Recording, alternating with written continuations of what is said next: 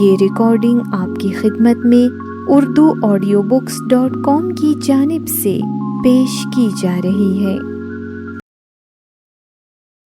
urduaudiobooks.com پر آپ سن رہے ہیں رسول حمزہ توف کی کتاب میرا داغستان، آواز وجی احمد صدیقی۔ اپنی نوٹ بک سے۔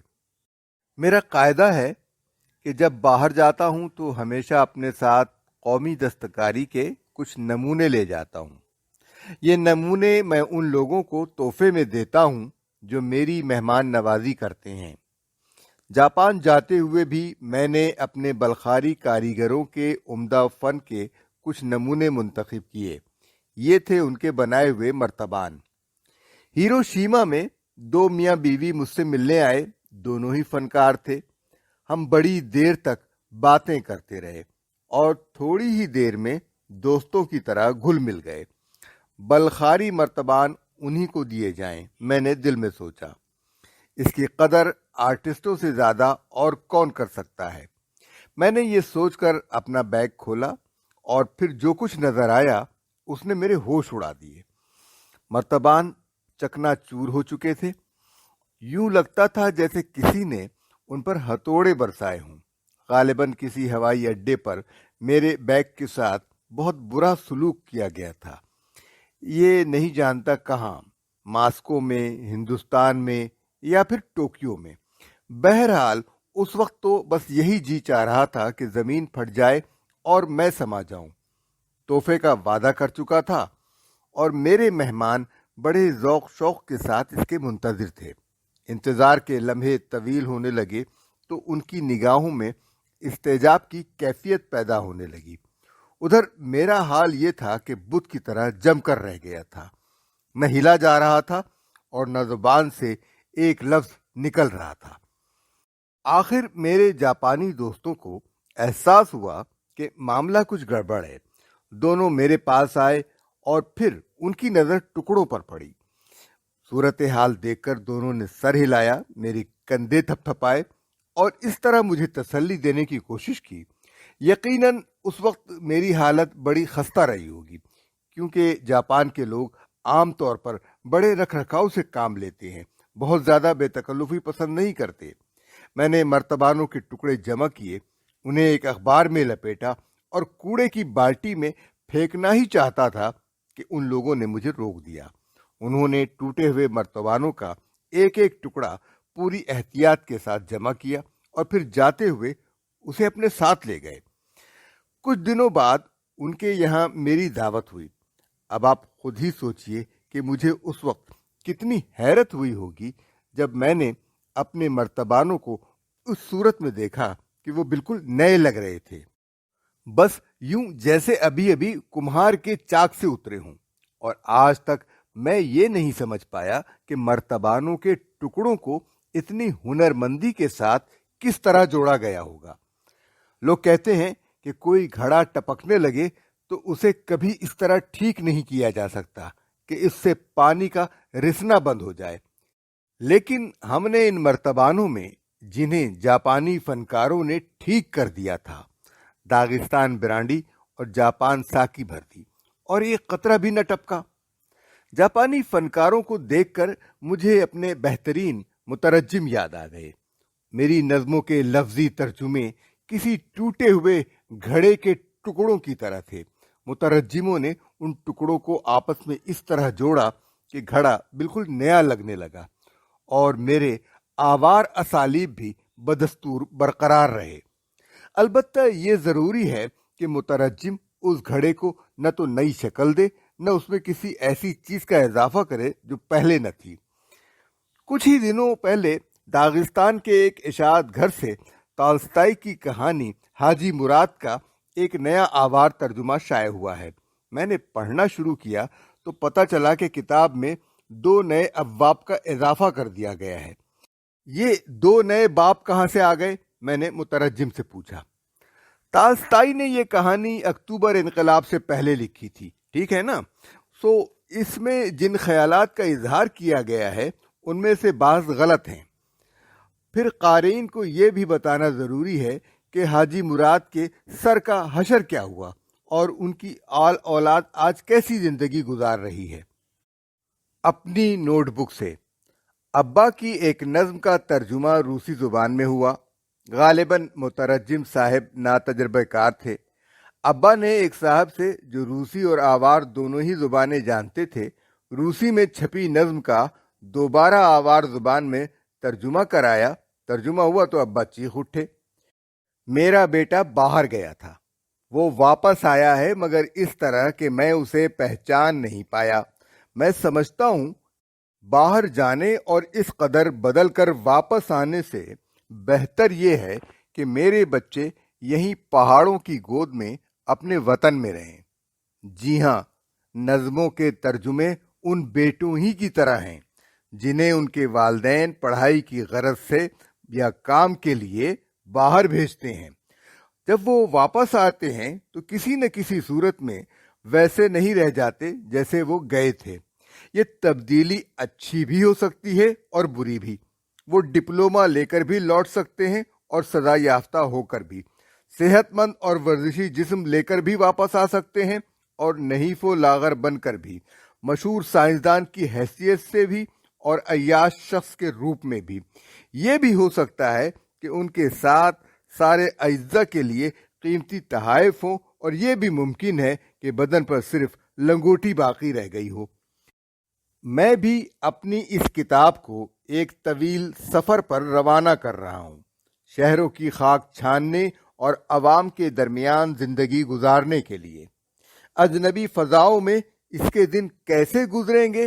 کیا وہ ہماری قوم اور ہمارے رہن سہن کو بھول جائے گی؟ میں جانتا ہوں کہ پہاڑ کی بلندیوں میں رہنے والا کوئی برا آدمی یامان محض اس لیے اچھا آدمی یاکشی نہیں بن جاتا کہ وہ نیچے وادی میں اتر آیا ہے، اور اسی لیے میں اس کتاب کا ترجمہ کرنے والوں سے درخواست کرتا ہوں کہ اگر یہ یامان ہے تو اسے یامان ہی رہنے دیں۔ اگر میں لنگڑا اور اندھا ہوں تو مجھے سہارا دے کر گھر سے باہر لانے کی کوشش مت کیجیے۔ مجھے اپنے چولہے کے پاس یا دہلیز پر ہی بیٹھا رہنے دیجیے۔ میرے تانبے کے برتن کو قلعی سے چمکانے کی، میری چاندی پر پالش کرنے کی زحمت نہ کیجیے۔ ابو طالب نے مجھ سے کہا، میرا ایک بیٹا ہے اور ایک بیٹی۔ میری بیٹی بڑی اچھی ہے، شائستہ اور فرما بردار، دوسروں کے لیے اچھی مثال۔ میرا لڑکا برا اور شرارتی ہے۔ لڑکی بہت اچھی کام کرنے والی ہے، ریڈیو پر اس کا ذکر ہوتا ہے، اخباروں میں اس کا نام آتا ہے اور اس کی مثال دی جاتی ہے۔ اور بیٹے کا یہ حال ہے کہ کوئی دن نہیں گزرتا جب اس کے اسکول سے یا ملیشیا کی جانب سے شکایت نہ ملتی ہو۔ لوگ جب میری بیٹی کا ذکر کرتے ہیں تو کہتے ہیں کہ واہ، اسکول نے، نو عمر پائنیروں کے کلب نے، نوجوان کمیونسٹ لیگ نے اور ملک نے کیسی اچھی تربیت دی ہے۔ اور جب بیٹے کی بات آتی ہے تو لوگ کہتے ہیں داغستان کے عوامی شاعر ابو طالب نے کیسا چوپٹ کیا ہے اس لڑکے کو۔ ابو طالب کی کہانی سن کر میں نے سوچا کہ شاعری کے ترجمے کا بھی حال کچھ ایسا ہی ہے۔ ترجمہ اچھا ہو تو لوگ شاعر کی تعریف میں زمین آسمان کے قلابے ملانے لگتے ہیں اور بیچارے مترجم کو یکسر فراموش کر دیتے ہیں، اور اگر کہیں ترجمہ خراب ہوا تو سارا الزام مترجم کے سر آتا ہے۔ کوئی یہ نہیں سوچتا کہ شاعر نے لکھا کیا تھا۔ نہیں محترم مترجم، آئیے اچھائیوں اور برائیوں کی ذمہ داری ہم دونوں لیں۔ ہم دونوں ایک ہی گاڑی پر سوار ہیں، ہم دونوں ہی کو اسے پہاڑی راستے پر اوپر لے جانا ہے۔ یہ نہیں ہونا چاہیے کہ ہم دونوں اسے مختلف سمتوں میں کھینچتے رہیں، کیونکہ اس طرح نہ ہم دونوں آگے بڑھ سکیں گے اور نہ ہی گاڑی آگے جا سکے گی۔ ایک بار بڑا عجیب اتفاق ہوا۔ ایک بہت بڑا پہاڑ اپنی جگہ سے ہلا اور پھسلتا ہوا موخوش گاؤں کے قریب آ کر رک گیا۔ جہاں وہ رکا وہاں سے ایک پہاڑی ندی بہتی تھی، چنانچہ اس کا بہاؤ رک گیا۔ پہاڑ پر بھیڑوں کے گلے بھی تھے، چرواہے بھی، آگ بھی جل رہی تھی اور خیمے بھی لگے ہوئے تھے، اور یہ ساری ہی چیزیں जूं की तूं बुलंदी से नीचे आ रही। इस तरह के किसी का बाल भी बीका नहीं हुआ। पहाड़ आज भी उसी जगह है और उसके दामन में एक बहुत बड़ी झील वजूद में आ गई है, जहां अब ट्राउट मछलियां पाली जा रही हैं। किसी ने उस पहाड़ तक पहुंचने की कोशिश नहीं की थी जब वो अपनी पुरानी जगह पर वाक़ था, लेकिन अब उसका दामन सयाहों की आमाजगाह बन गया है। लोग दूर दूर से आते हैं और हर वक्त सयाहों, माहीगीरों और सैर तमाशे के लिए आने वाले स्कूली बच्चों की भीड़ लगी रहती है। मैं चाहता हूं कि मेरी किताब भी इसी तरह किसी को जरा भी नुकसान पहुंचाए बगैर दूसरी जुबान में मुंतकिल हो और इसी तरह ज्यादा से ज्यादा लोगों की दिलचस्पी और तवज्जो का मरकज बन जाए, जिस तरह मोखोश गांव के करीब का वो पहाड़ है। नक्काद के बारे में कुछ लिखना सबसे मुश्किल काम है। अगर आप उसके खिलाफ लिखें, उसकी बुराई करें, तो सब कहेंगे कि उसकी नुक्ता चीनी का रद्द अमल है और आप उससे बदला ले रहे हैं। अगर उसकी तारीफ करें तो लोग सोचेंगे कि आप मसलहत से काम लेकर उसे खुश रखने की कोशिश कर रहे हैं।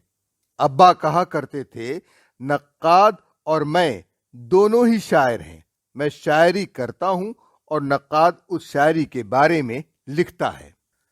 अबू तालिब ने दागिस्तान के एक नक्काद से कहा था, मैं अंगूर से शराब कशीद करता हूं और तुम मज़ा चख कर ये तय करते हो कि वो दावत में पेश किए जाने के लायक है या नहीं। तो बात यह है कि नक्काद के बारे में ज्यादा कुछ न कहना ही बेहतर है, मगर मैं नक्काद को कुछ मशवरे जरूर देना चाहता हूं। नंबर 1, कोई चीज बुरी है तो हमेशा उसे बुरा कहिए, अच्छी है तो हमेशा अच्छी बताइए। नंबर 2, एक बार जब किसी चीज की तारीफ कर दी तो फिर उसे बुरा न कहे। इसी तरह जब किसी चीज की बुराई कर दी तो फिर उसे अच्छा कहने की कोशिश न कीजिए। नंबर 3, राई को पर्बत और पर्बत को राई बनाने की कोशिश मत कीजिए।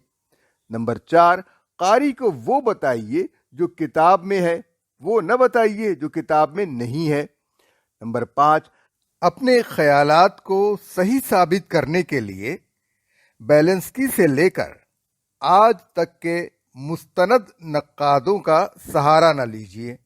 ख्यालात अगर वाकई आपके हैं तो उन्हें अपनी ही मंतिक के जरिए सही साबित करने की कोशिश कीजिए। नंबर 6, वाज़ेह ख्यालात को सीधी सादी जुबान में और वजाहत के साथ बयान कीजिए। गैर वाज़ेह ख्यालात तहरीर में लाने से बचिए। नंबर 7, बादनुमा आले की तरह चलती हुई हवा के हर झोंके के साथ बदलिए नहीं। नंबर 8, जो बात खुद आपके जहन में साफ न हो उसे दूसरों को समझाने की कोशिश न कीजिए। नंबर 9, जेब खाली हो तो ये तासुर न दीजिए कि आपकी जेब में 100 रूबल हैं। नंबर 10, अगर अरसे से आप अपने गांव नहीं गए हैं और नहीं जानते कि वहां क्या हो रहा है तो ये न कहिए कि आप अभी अभी वहां से आ रहे हैं। मैंने जो बातें कही हैं उनमें एक भी नई नहीं, ये इतनी सीधी सादी हैं जितनी रियाजी की मबातियात। अगर हर नक्काद ईमानदारी के साथ इन पर अमल करने लगे तो मुझे यकीन है कि हमारी तनकीद कुछ बेहतर ही बन जाएगी। कारी, मैं एडिटर से भी बातें कर चुका, नाशिर से भी, मुतरज्जिम से भी और नक्काद से भी, और अब उस शख्स से 2-4 बातें करना चाहता हूं जो इस सिलसिले में सबसे ज्यादा अहमियत रखता है, और जो भी किताब लिखी जाती है वो उसी के लिए होती है। मेरी मुराद कारी से है। अजीज कारी और दोस्त, मुझे यकीन है कि आपकी अपनी पसंदीदा किताबें होती हैं। हम अदीबों की भी पसंदीदा किताबें होती हैं। लोग कहते हैं कि अदीब के नज़दीक सबसे ज़्यादा अहमियत उस किताब की होती है जो अभी लिखी तो नहीं गई लेकिन बस लिखी जाने वाली है, और वो ज़रूर लिखी जाएंगी। मैं नहीं जानता कि ये बात दूसरे अदीबों पर किस हद तक सादिक आती है। अलबत्ता मेरे सिलसिले में तो ये सदाकत ही नहीं, मुतलक सदाकत है। मेरी हमेशा ये ख्वाहिश रही है कि अपने वतन पर एक किताब लिखूं। वाक़या तो ये है कि बरस हा बरस से ये ख्वाहिश मेरे दिल में मचलती रही है, लेकिन मैं अभी इस ख्वाहिश को अमली रूप न दे सका। गालिबन मुझ में सलाहियत नहीं है یا پھر ایسا ہے کہ لاتعداد معمولی کاموں میں میں اپنا بہت سارا وقت برباد کرتا رہا ہوں، یا پھر یہ ہو سکتا ہے کہ اس کے لیے جس مستقل مزاجی صبر و تحمل اور جرت کی ضرورت ہے میں اس سے محروم ہوں۔ جیسے جیسے زمانہ گزرتا جاتا ہے اپنے اور قاری دونوں ہی کے روبرو ادیب کا احساس ذمہ داری بھی بڑھتا جاتا ہے۔ وہ ذرا سی تحریک پر قلم لے کر کاغذ پر نہیں پل پڑتا۔ ادیب جب اپنے ملک کے بارے میں، اپنے وطن کے بارے میں کچھ لکھ رہا ہو تو ذمہ داری کا یہ احساس سب سے زیادہ شدید ہوتا ہے۔ جی نہیں، میں نے ابھی وہ کتاب لکھنی نہیں شروع کی ہے، حالانکہ میں نے اس موضوع پر بہت کچھ سوچا ہے، اور یہ کتاب جیسی ہوگی اس کا خاصا واضح تصور میرے ذہن میں قائم ہو چکا ہے۔ بلکہ واقعہ تو یہ ہے کہ میں نے اس کتاب کے بارے میں، جو میری زندگی کی اہم ترین کتاب ہوگی، اپنے خیالات قلم بند بھی کر لیے ہیں۔ یوں سمجھیے کہ ابھی کوٹ تو بن کر تیار نہیں ہوا ہے، البتہ کپڑا خرید لیا گیا ہے۔ قالین ابھی وجود میں نہیں آیا ہے، مگر دھاگے جمع کر لیے گئے ہیں۔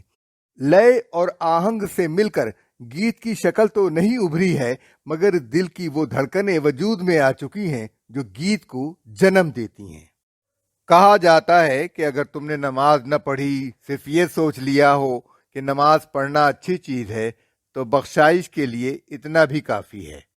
لوگ کہتے ہیں کہ دوست ہمیشہ دوست کے ساتھ کھانا کھا کر خوش ہوتا ہے، اور جو کچھ موجود ہو اسی کو بہت سمجھتا ہے۔ اب اگر گھر میں بوزا کے علاوہ کوئی اور چیز نہیں ہے تو مہمان کو یہ شکایت کیوں ہو کہ اس کی خاطر ولایتی شرابوں سے کیوں نہیں کی گئی، جبکہ اس طرح کی شراب نہ گھر میں تھی نہ اڑوس پڑوس میں۔ لوگ کہتے ہیں تم سے اچھائی نہیں ہو سکی، پھر بھی شکریہ اس بات کا کہ تمہارے ارادے نیک تھے۔ عزیز پڑھنے والوں، ہر کتاب تمہارے لیے لکھی جاتی ہے۔ میں ناشر کو کتاب کی افادیت و اہمیت کا یقین دلاتا ہوں، ایڈیٹر اور نقاد سے بحث کرتا ہوں، لیکن فیصلہ کرنے کا حق صرف تم کو ہے۔ تمہارا فیصلہ انصاف پر مبنی بھی ہوتا ہے اور حتمی بھی، اور جیسا کہ عدالت کی زبان میں کہا جاتا ہے، آخری فیصلہ جس کی اپیل نہیں ہو سکتی۔ ادیب کی زندگی کا مقصد صرف یہ ہے کہ وہ تم سے ملاقات کرے۔ مجھے اپنی ساری زندگی میں 3 موقعوں پر بڑی پریشانی لاحق ہوتی ہے۔ پہلا موقع تو وہ ہے جب مجھے تم سے ملنا ہوتا ہے۔ امید و بیم کی کشمکش کے ساتھ میں ہر ملاقات کا انتظار کرتا ہوں، اور یہ فکر دامن گیر رہتی ہے کہ ملاقات کے وہ لمحے کس طرح گزریں گے۔ پھر خود ملاقات کے دوران بھی مجھے ایک فکر سی رہتی ہے، اور ایسا ہونا غیر فطری بھی نہیں۔ اور پھر ملاقات ختم ہونے کے بعد بھی مجھے یہ فکر رہتی ہے کہ تم نے کیا تاثر قبول کیا، اور اس کوشش میں ایک ایک بات مجھے یاد آتی رہتی ہے، اور میں اس کا جائزہ لیتا رہتا ہوں۔ میرے سامنے قارئین کے چہرے ابھرتے ہیں، سب ایک دوسرے سے مختلف ہیں۔ کسی کے چہرے سے ناراضگی ظاہر ہو رہی ہے۔ اب میں کہاں سے ایسے الفاظ لاؤں کہ اس کی ناراضگی دور کر سکوں، اور کسی کے چہرے پر بدمزگی کے آثار ہیں، جیسے اس نے کوئی بہت کڑوی چیز کھا لی ہو۔ ایک اور چہرہ ہے جس سے کوفت اور بوریت ٹپک رہی ہے، اور میرے نزدیک سب سے زیادہ بھیانک اور افسوسناک رد عمل یہی ہے۔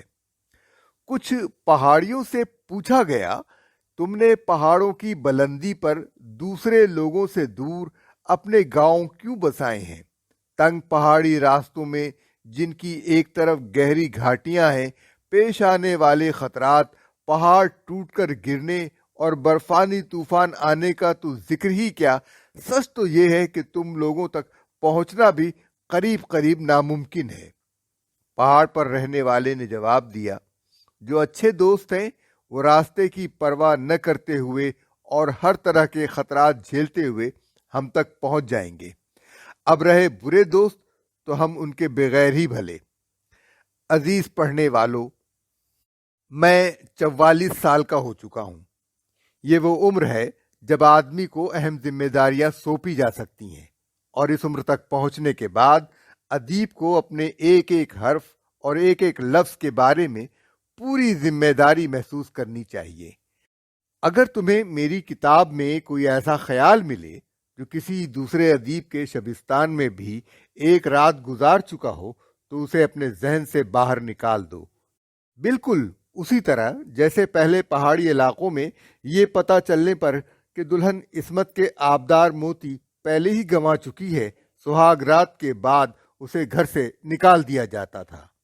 اگر تمہیں میری کتاب میں کوئی صحیح خیال ملے تو اس کے نیچے خط کھینچ دو، اور اگر کوئی نادرست خیال نظر آئے تو اس کے نیچے بھی دوہرا خط کھینچو۔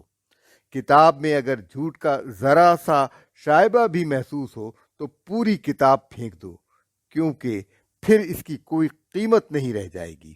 اور اب جدا ہونے سے پہلے میں تمہیں ایک اور کہانی سنانا چاہتا ہوں۔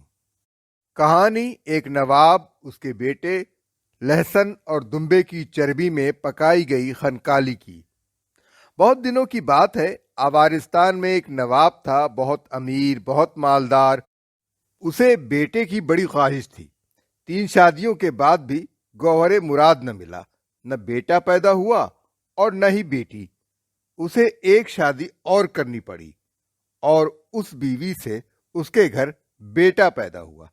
اب کیا تھا، ہر طرف شادیانے بچنے لگے، ہر طرف ناچ گانا ہونے لگا، اور 3 دن 3 رات بچے کی پیدائش کا جشن منایا جاتا رہا۔ ابھی لوگ جشن کو بھولے بھی نہ تھے کہ نواب کے محل پر غم کے بادل منڈلانے لگے۔ اس کا بیٹا بیمار پڑا۔ مصیبت یہ تھی کہ بیماری کا سبب بھی کوئی معلوم نہیں کر پا رہا تھا۔ ایک سے ایک اچھی لوریاں سنائی جاتی، مگر نیند اس کی آنکھوں سے دور ہی رہتی۔ ایک سے ایک عمدہ کھانا لایا جاتا، مگر وہ ایک لقمہ بھی کھانے کا روادار نہ تھا۔ صاف ظاہر تھا کہ وہ بس چند دنوں کا مہمان ہے۔ دور دور سے طبیب بلائے گئے، مگر کوئی فائدہ نہ ہوا۔ نہ ہندوستانی ٹوٹکے کام آئے، نہ تبت کی جڑی بوٹیاں۔ نواب کا وارث دھیرے دھیرے موت کی طرف بڑھتا رہا۔ خود نواب کا یہ حال تھا کہ بچے کے بعد اس کا بچنا بھی ناممکن نظر آ رہا تھا۔ ایک دن نواب کے دربار میں قریب کے گاؤں کا ایک معمولی سا غریب شخص آیا، جسے انسان کہنا بھی مشکل تھا۔ دربار میں اس نے دعویٰ کیا کہ وہ اس بچے کو بچا سکتا ہے۔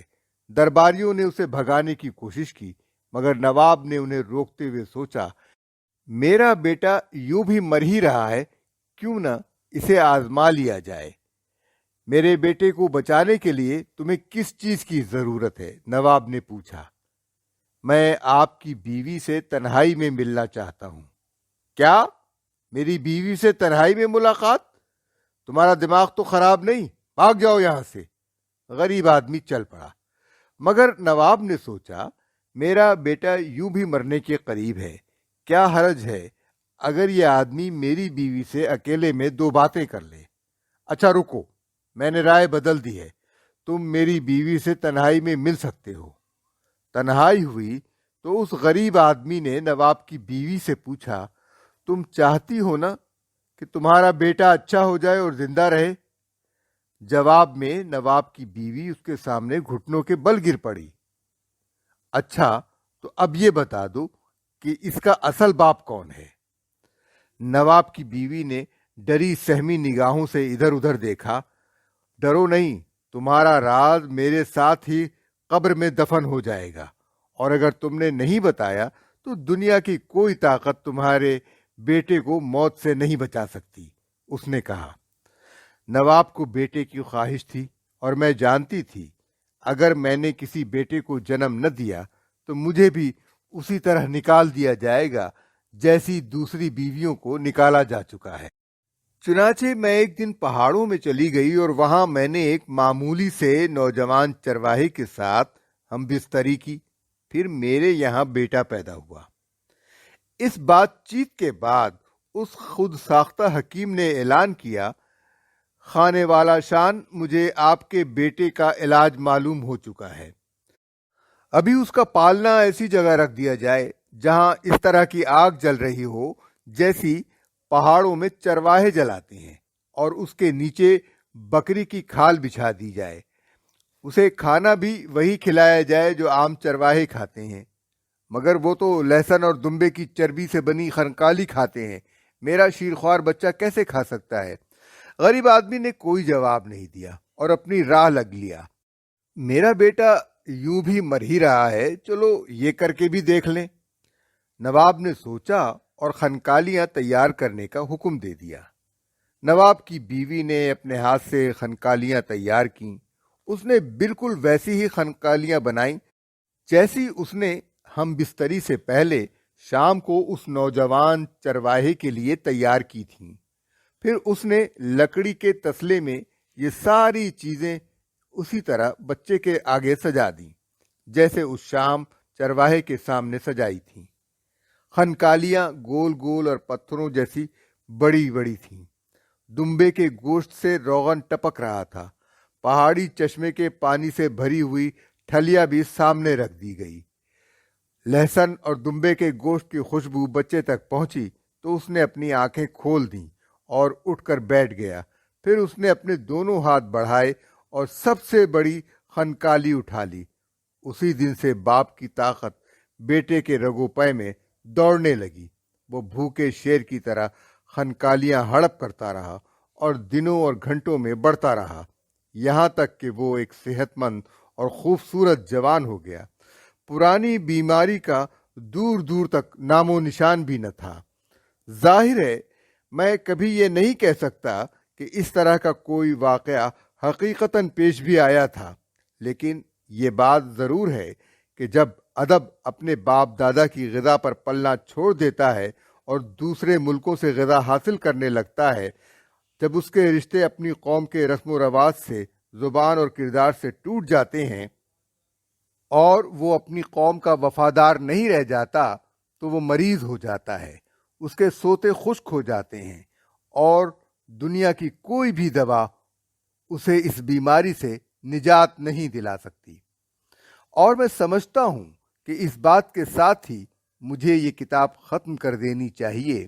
میں نے جب یہ کتاب شروع کی تھی تو گرمی کا موسم تھا اور اب سرد خزاں آ چکی ہے۔ میں نے کتاب کا آغاز ایک پہاڑی گاؤں میں کیا تھا اور آخری سطریں ایک بڑے بارونق شہر میں لکھ رہا ہوں۔ میں نے کتاب کی پہلی سطریں لکھی تھیں تو صبح کی آمد تھی اور اب رات خاصی ڈھل چکی ہے۔ اس بڑے اور کثیر آبادی والے شہر کی روشنیاں بھی ایک ایک کر کے گل ہوتی جا رہی ہیں۔ میں اجنبی سرزمینوں کی خاک چھان کر واپس آ گیا ہوں۔ گاؤں کے باہر میں اپنے گھوڑے پر سے اتر پڑا ہوں اور اس کی لگام پکڑے آڑی ترچھی گلی سے گزر رہا ہوں۔ اب بہتر یہی ہوگا کہ گھوڑے پر سے زین اتار لوں، اس کی گردن پر تھپکیاں دے کر اسے چراگاہ میں چھوڑ دوں۔ جہاں تک میری اپنی بات ہے تو میں سوچتا ہوں کہ الاؤ کے پاس بیٹھ کر تھوڑی دیر سگریٹ سے لطف لوں۔ ہمیں بھی سوچنا ہے، کیونکہ بہرحال ہر سفر کا پر مسرت طور پر ختم ہونا ضروری نہیں۔ اسی طرح ہر نئی کتاب بھی کامیاب نہیں ہوتی۔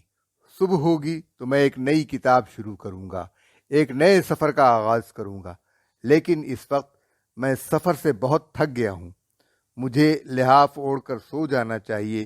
دوستو، شب بخیر۔ میں نے یہ سلسلہ سلام کے ساتھ شروع کیا تھا اور اسے ختم بھی سلام پر ہی ہونا چاہیے۔ السلام علیکم۔ آمین۔